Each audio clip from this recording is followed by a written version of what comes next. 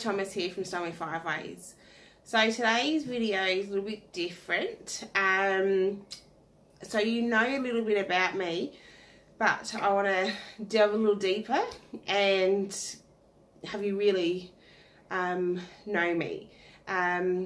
So I want to tell my story and what I've gone through and the challenges I've faced, and give you a bit more of a background about me. So, so I am from South Australia originally. I was born in a country town called Streaky Bay.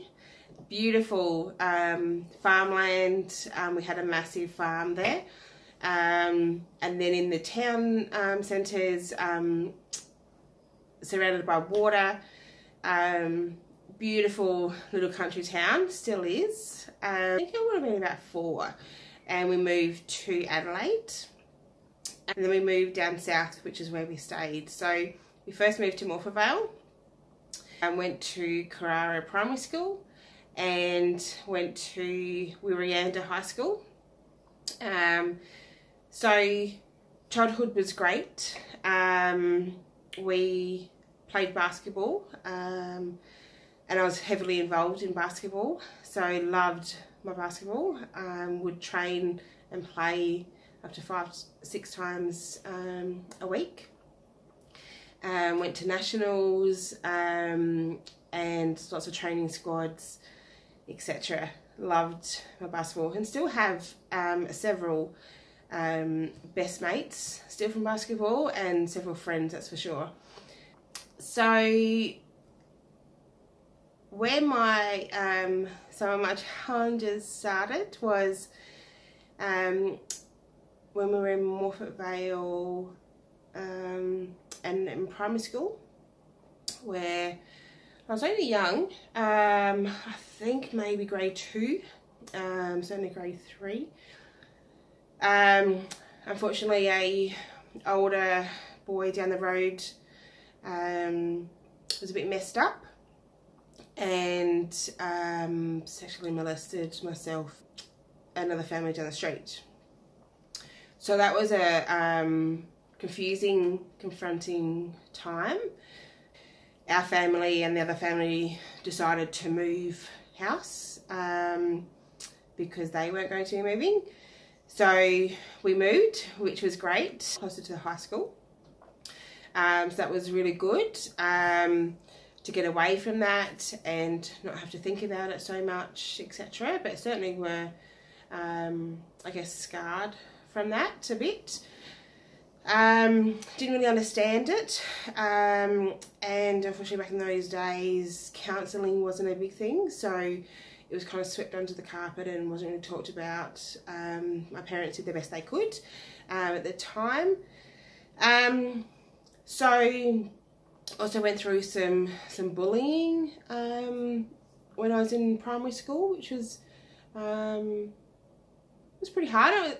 And I think the worst thing was it was my friend's sister who was doing it, who was, gosh, she would have been, I reckon, 3 years older than me, which is pretty sad on her, for her, to feel like she had to bully someone that's a little girl that was so much younger than her.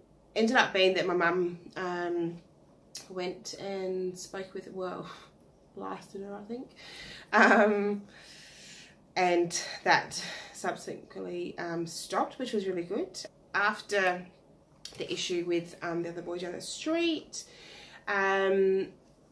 we then, as I said, moved, but unfortunately a family member kind of took off, picked up where the other boy left off. So I endured several more years of sexual abuse, on and off. We thankfully stopped. Parents then separated. So yes, that was a struggle. I don't know about if you've been through it, but I certainly found that our so there's 3 siblings, older brother, myself, younger brother, that we kind of picked a parent. I guess thinking about my kids, our kids gravitate to the one, I guess, either, I wouldn't say like the best, but I guess gel the best. So I certainly know that my older boy Ryder, love him to bits, and I know he loves me, but he's certainly a daddy's boy, and has told me quite a few times, which is okay. And I tell him that's okay, and I understand that, and I certainly still love him. And I know my younger, or the next son, Isaac, is more of a mummy's boy. So yeah, so my older brother gravitated towards my dad, and myself and my younger brother gravitated towards my mum. So mum ended up moving to down the beach at Seaford, which was just amazing. Walking distance, a couple of minutes to the beach, was just phenomenal to be able to think and contemplate what was going on. And the beach is just such an amazing, soulful place to be able to just sit and process everything, I guess. Mum struggled with the marriage, because unfortunately, and I guess the divorce, my dad unfortunately was very unfaithful throughout the years. She had learnt, which it wasn't a nice thing for my mum. My dad was pretty manipulative, and I guess maybe didn't know how to handle things properly, because he certainly didn't handle things very well. After their separation and their divorce, which was my dad's asking, he'd fell in love with someone else. That never eventuated. Yeah, after that he struggled and certainly started going downhill. I guess really in the context of it all, pretty quickly after the separation, he really felt that his social life was a lot more important to him than his kids, which at 13, 14, 15 was really tough. And even though I gravitated towards my mum, I was and used to be a daddy's girl. Used to love spending time with my dad. Back when I was younger, I have very fond memories of him taking me, just me, to our local Ranella markets back in the day. And it was just, I just loved it. It was so good. We'd go on camping trips, and he'd take us out on his boat, and just being able to spend time with him was amazing. So for then, in my teenage years, to struggle with our relationship, one, because of the separation, the divorce, and 2, obviously my hormones, 3, also that I was I guess sticking up for mum as well, because I could see how much she was hurting. I'd also noticed some really strange things. So prior to our big falling out, he had offered to buy me my first car, which was really lovely and amazing, a really nice gesture. And we would go weekends and go look for different cars. I just noticed little things of when he was talking and what he was talking about, and it just got a little bit stranger and stranger and stranger and stranger. I finally picked a car, and because I must have been 18, So he finally agreed to a car, and then even though he was meant to be paying for it, he put it under my name, so I signed for the car. He was going to be coming back on Monday to pay for it, and never did. Wouldn't take their calls.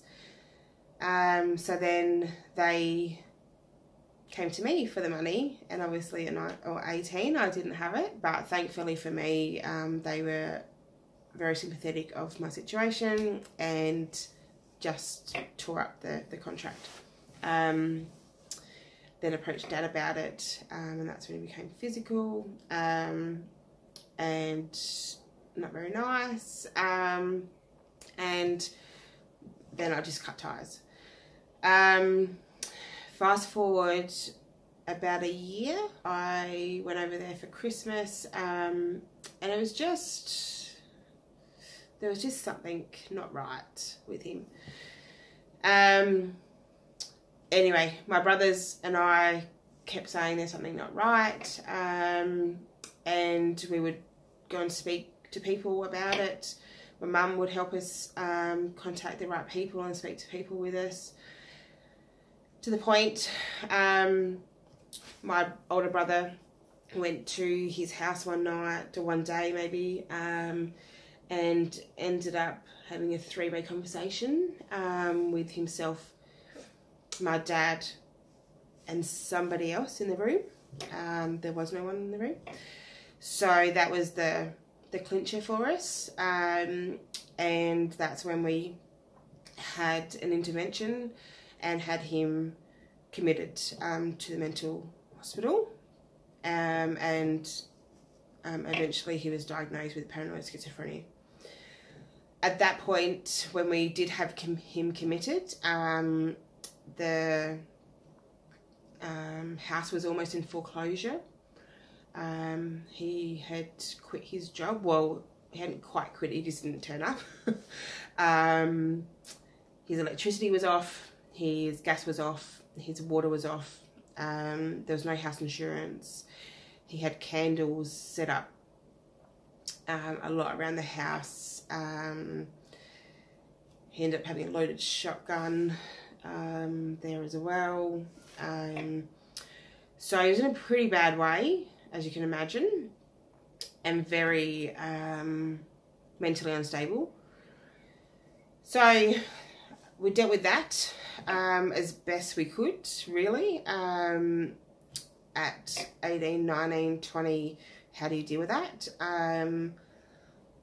Thank God for Mum and some really good friends who helped me through it. Some challenging times. So kinda I got to the point, because unfortunately Dad didn't think he was sick, so was blaming us kids for him being in the mental home and saying some really nasty things. Obviously it was his disease and illness talking. However, it's really hard to separate your heart and your mind, and I ended up just cutting ties with him for a bit there. He would be in and out of the hospital, he'd be home, then he'd be back. Anyway, fast forward to 2005, so I was 24. I had, even a couple of years before that, I'd, as I said, cut ties with Dad, and had got a new job, was living out of home, in Glenelg, which was, amazing. Had some amazing friends. One in particular was living above my unit, and she was actually from Melbourne. So she was just over for about a year, I think it was, and went back to Melbourne. And when she was moving back to Melbourne, I'm like, we were just chatting one night, and she just happened to ask, well, why don't you move to Melbourne? Really good question, because I didn't have an answer. Well, why don't I? I've always, because of the basketball, I'd been doing tournaments in Melbourne frequently. Loved Melbourne. I was working for Optus in a call centre. Had been there for a few years. Mum had also been there as well. So I just asked the question with work whether I'd be able to transfer, and yep, no worries. So I was able to get a transfer with work. My friend's friend needed a roommate, which ended up only being a block away from my work in South Melbourne. Just perfect. So it all just happened. Perfect timing, I guess, and I moved to Melbourne. My mum and my younger brother drove me to Melbourne in October. Can't remember exactly the date. My husband would know, because the day that I drove to Melbourne, he had actually got married that day. So yes, funny how worlds collide without knowing it. Later, a month and a half later, I was actually had planned on surprising Mum for Christmas, and so I was going to surprise her a couple of days earlier. So I was so excited about it. However, on December the 18th, so 1 week before Christmas, I was meant to go out for lunch with a friend. While I was waiting for her to arrive, I received a phone call from my brother's phone, but it wasn't him talking, it was one of his good mates who, it was really weird, the phone call, because he's like, oh, hi Kira, it's Dave here. I'm like, oh, hi Dave, how are you? He's like, where are you? And I said, oh, I'm just in Melbourne now. I said, I'm just at home in my apartment. He's like, oh, are you there by yourself? And I said, oh no, I've just got my housemates here. He's like, hang on, I'll call you back. I'm like, okay, that was weird. One that he was calling and then didn't want to talk and hung up. Then he called back again and gave the worst news that I'd ever heard. He had told me that my mum had oh, sorry. It's been coming up 13 years. What the fuck? Excuse my language. So he had told me that my mum had died in a car accident, which to any person is devastating. For me, living away was pretty devastating. To be in my early 20s was devastating. To only have one parent active in your life was, again, devastating. My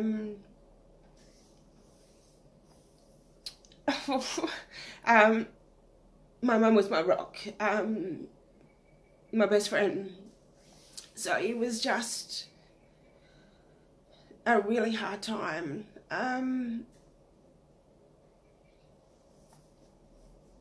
So flew back to Adelaide, dealt with that, and then made the tough decision to leave my life in Melbourne.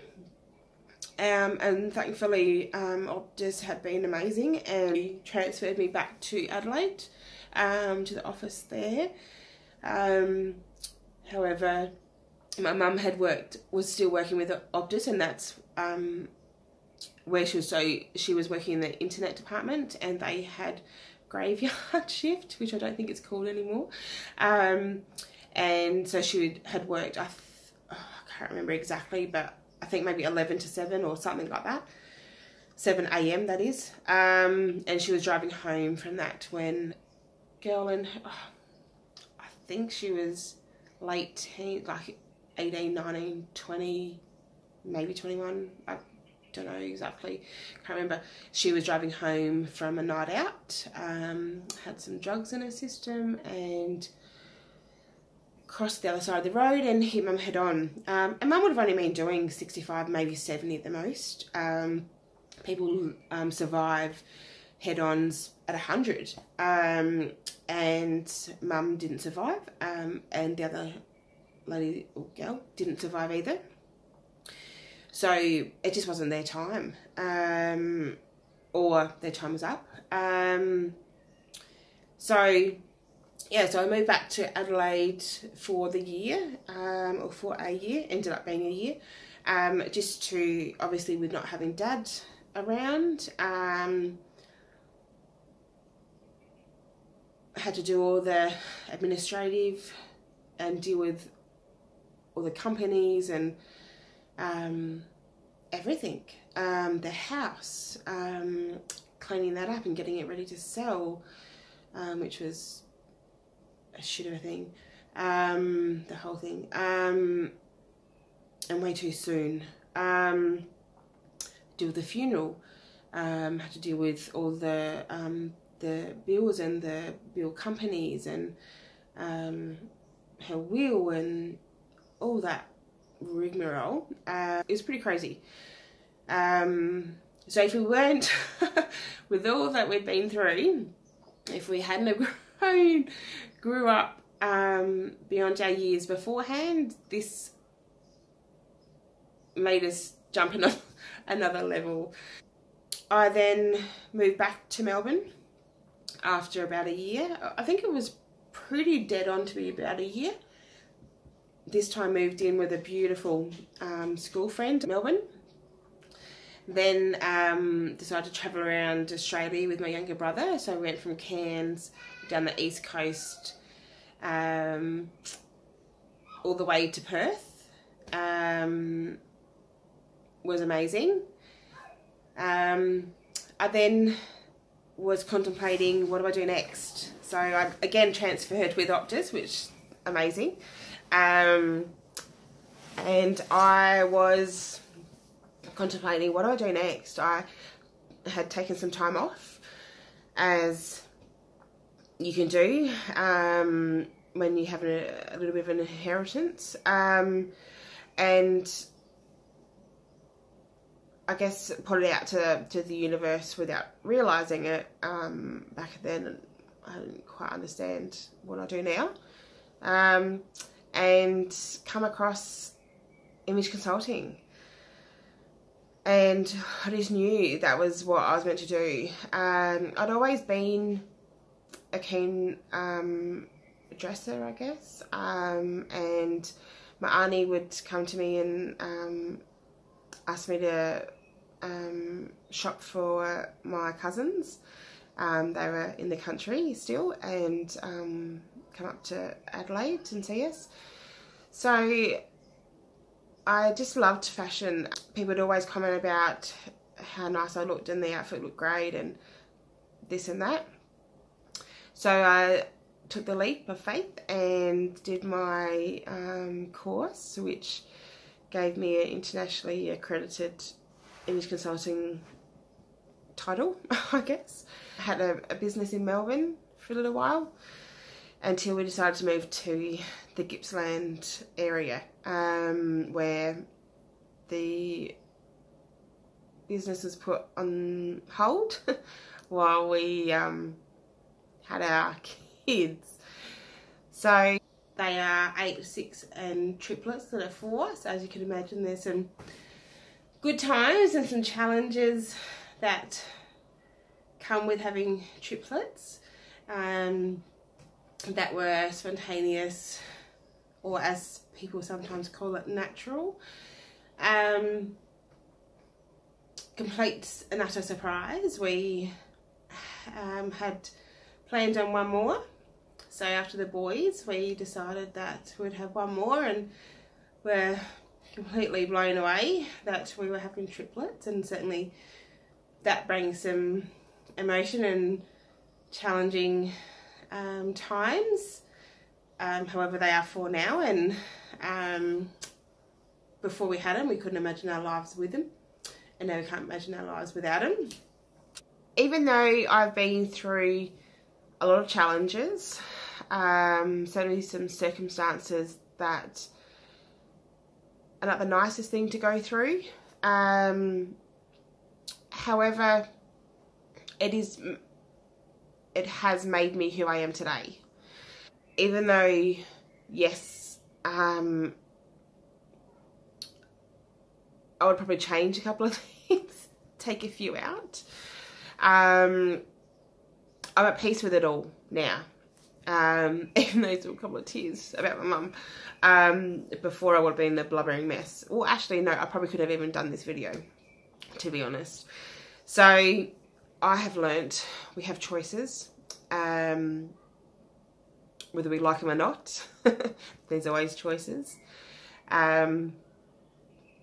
You can either take the situation for a negative, let it bring you down, let it knock you to the ground even, or you can take the approach of, okay, so this is shit, however, what is good in this situation? There's always something positive. Even if it's minute, there is still always a positive in any situation. There's a way to spin it to bring the positive out in any situation. So that is me and my experiences, my life, where I've come from. It's a crazy journey. It's not over yet. I've loved the loves. I have appreciated the lows for the learning, for my lessons, for knowing who my life is around to stay. You certainly learn quickly who are your friends, real friends. And boy, do I have some amazing ones. Life's wonderful. Just keep in mind that no matter how tough a situation is at the moment, if you're going through something at the moment, there's always light at the end of the tunnel. There's always going to be sunshine coming your way. So the situation you're in now is not going to be forever. What's happened to me in my life doesn't define me. Those men that took advantage of me, that's on them. It's not on me. It's not a reflection of me. It's something that happened to me. And that's such a big thing, to let go of that guilt, to let go of that attachment, to realise and accept that it's not my fault. And if it's something that you're going through, it's not your fault either. So yes, crazy, right? However, that's my life. Thank you for listening, and I look forward to jumping back on the fashion train videos very soon. Alright, bye.